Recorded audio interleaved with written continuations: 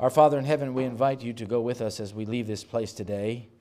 Thank you for your lessons from the Holy Scriptures that teach us the way in which we should go and how we should think and understand the world around us. And Father in heaven, I pray that you will keep us faithful until Jesus comes. And now unto him that is able to keep you from falling and to present you faultless before the presence of his glory with exceeding joy, to the only wise God our Savior be glory and majesty and dominion and power, both now and ever. Amen.